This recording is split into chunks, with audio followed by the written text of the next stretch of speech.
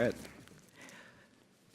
Right, so as I think everyone here knows, work today looks very different than it did in the 20th century even, and we anticipate that the nature of employment is going to continue to change, and probably even more radically in the future. Inevitably, some skills that are required to succeed in the workplace are going to be increasingly valuable, while others, sadly, will be obsolete. So in order for workers, all workers, to thrive in the work of the future, we need to provide people with the skills to complement technological advances. So those advances augment people and help them realize their potential rather than the reverse. This need is particularly pressing for middle-income and base-level income earners. Here, disparities in skills and education, as well as in access to that training, are really strong contributors to income inequality and the wage stagnation. And frankly, they're a drag on our whole economy, not just for these people. So it's very important that we all tackle this problem. But how can we do it? How do we prepare the workforce with the necessary toolkit to succeed? Through this inclusive innovation competition, we sought to identify solutions for reskilling members of the workforce and preparing them for the opportunities of the future. The IIC finalists in the skills category have all provided increased access to relevant job and skills training. And in the process, the people that work with these organizations gain capabilities to complement technological progress. They increase their hireability, they increase their earnings potential, and indeed their incomes. So the 5 finalists in the skills category are General Assembly. General Assembly is a global education company that bases its programs on labor market demand. GA's focus is on teaching students tech, business, data, and design skills, all in high demand. And they do it both online and in person across 15 global campuses. And then Year Up provides underserved young adults with career-relevant technical and professional training, the wraparound supports that can help them succeed, and very importantly, the internships that position them for employment in high-growth industries. Year Up has served 14,000 opportunity youth across 16 cities using a market-responsive and a truly robust direct service program. Coding Dojo is arming low-income and middle-earning individuals for opportunities of the future through programming literacy. After learning 3 full programming stacks in just 14 weeks, graduates of Coding Dojo have an average starting salary of $72,000. Digital Undivided is providing networking, coaching, and funding to help Black and Latino women to build and scale their companies. This demographic receives less than 0.2% of all venture funding, but 65% of the Digital Undivided cohort have raised at least $50,000 in outside investment, and which is a threshold that it's actually kind of hard to hit, as anyone who's tried to raise money for a new venture knows. And Duolingo provides free, gamified, and science-based language skills to anyone with an internet connection.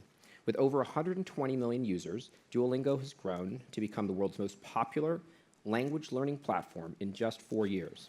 In fact, it's the most downloaded educational app of all time. So let's meet these inclusive innovators in the skills category.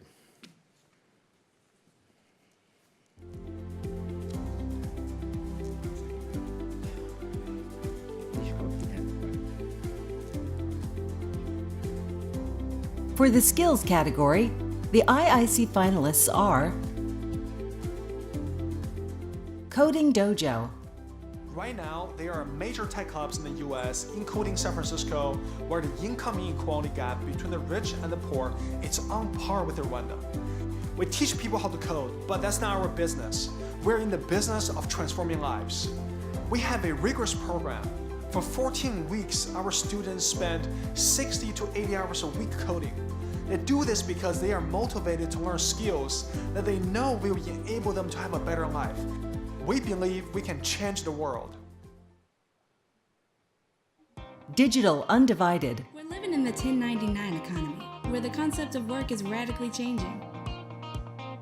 We believe that the personal agency created through entrepreneurship allows low and middle resource communities to create and manage their own employment opportunities.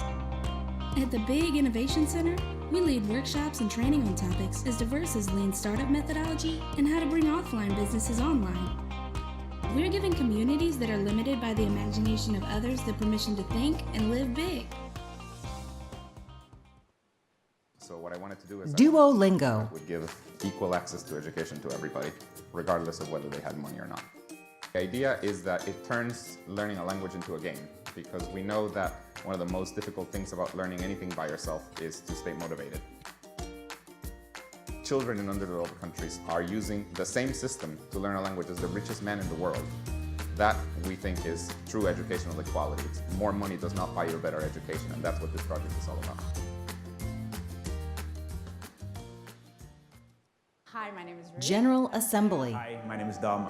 I am a Latina, a lesbian, and I'm in my mid-40s. I was born and raised in Beirut in Lebanon under difficult political circumstances. I'm from Trinidad and Tobago, and GA gave me an opportunity to change my life. Unfortunately, I lost my job due to outsourcing. And I see code as an art form, and General Assembly is giving me the tools that I need to develop this art. Curriculum in coding, data, business and design not only gets people jobs, it transforms careers, and with it, changes lives.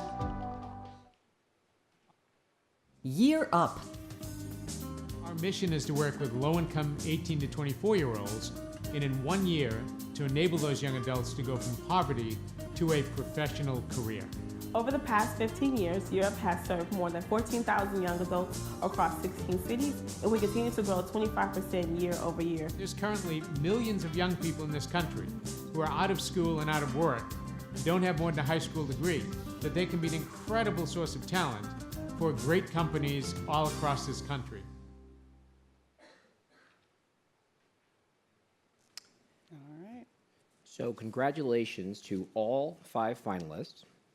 And I'm now pleased to award first $25,000 to 4 of our winners and $125,000 to our grand prize winner. So the first winner of $25,000 is Coding Dojo. Please welcome founder and CEO Richard Wang to the stage. Congratulations, Richard. And I can personally attest to the great work that Coding Dojo is doing, because we're working with sort of Seattle and Tech Hire, my organization, and these guys are not only doing a great job themselves, but they're really helping others in the ecosystem to raise their game. So congratulations, Richard. The next winner of $25,000 is Digital Undivided. Please welcome founder and managing director, Catherine Finney.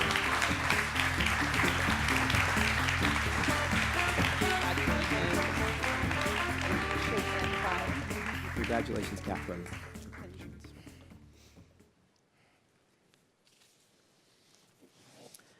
And our third $25,000 winner is Duolingo. Please welcome co-founder and CEO Luis Van An.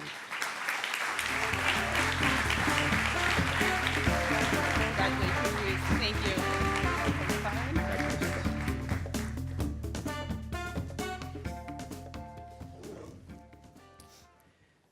And the fourth of our $25,000 winners is General Assembly. Please welcome Director of Social Impact, Tom Ogletree.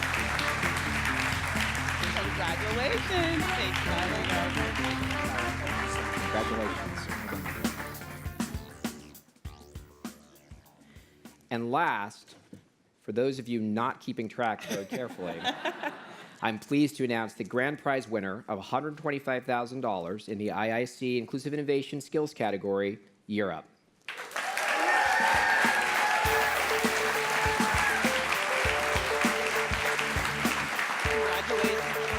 And we have, Thank you so much. Oh, my pleasure. and here we have Sean Jacqueline Bowen, Principal, Strategic Growth, Impact, and Influence. Hey there. Pleased to see you. Your microphone. Great. Absolutely. I'd like to ask you some questions while they, you know. I'm going to put this down. Yeah, they got to bring out your money in like stacks of 20s. So Awesome. it's going to take a while. I need a bag if someone can get me a bag. Okay, so congratulations. And would you just describe what Europe calls the opportunity divide and why it's so important to close this gap? So Europe works domestically, and one of the things that's been extraordinary to watch over the last 15 to 20 years is the increasing social mobility divide we see, where essentially we see a big gap between the bottom and the top. And we see this particularly affecting low-income young adults and their ability to do what we call get in the game. And when we think about closing the opportunity divide, we're really talking about providing economic opportunity and really access, which is fundamentally what we do. And we primarily serve low-income young adults in 16 markets, primarily young people of color, who for a whole host of reasons are not in the game. Yeah, and Europe, as we heard, served 14,000 Actually, we're opportunity about youth. almost 16,000 Really? this year, yeah. Wow, you've been just racking up the score since you applied there. Okay, well, that's Or great. maybe we gave you the wrong numbers to start out with. Oh, okay. You just lowballed it. You want to exceed expectations. Well done. It worked for you. But, you got to pick just one of them. Want to hear one story, one success story from the opportunity youth that have graduated from Europe. Tell us a bit about how it impacts a person. So let me share a little story about an extraordinary young man named LaShawn, who unfortunately had something happen to him that is all too common in the US, across the US all the time, as you're now knowing about more and more. He was a victim of mistaken identity. One might say he was falsely accused because he was caught black while wearing a hoodie. And he essentially was accused of a crime that he didn't commit, which resulted in him essentially, his life really feeling like it was going to end. He ended up being able to be in prison and then out with an ankle bracelet, and through a wonderful set of circumstances, we were able to bring him into Europe. Through his year with us, in addition to stepping into his full potential in all sorts of ways, he was able to keep the faith about this wrong accusal. And at the very end of his year up, he was acquitted, and the false identity claim was sorted out. He, interestingly, is now working at Harvard Business School down the street as a financial analyst, and essentially has had his life change.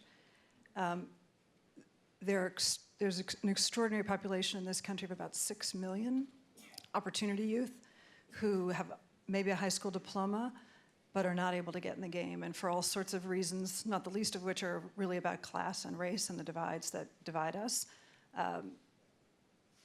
are a really important part of our potential future, and really are an extraordinary source of talent. And LaShawn's a shining example of this, and it's been wonderful to sort of watch him essentially be in the game in a really powerful way. Thank you.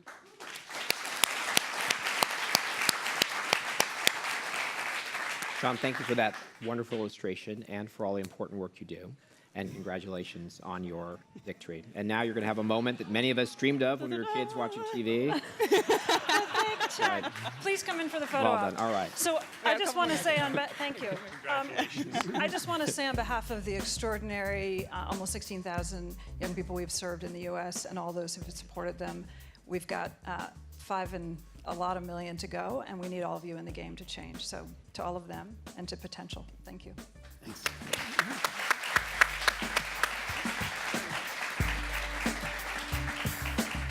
Congratulations. Thank you both. Thank you so much.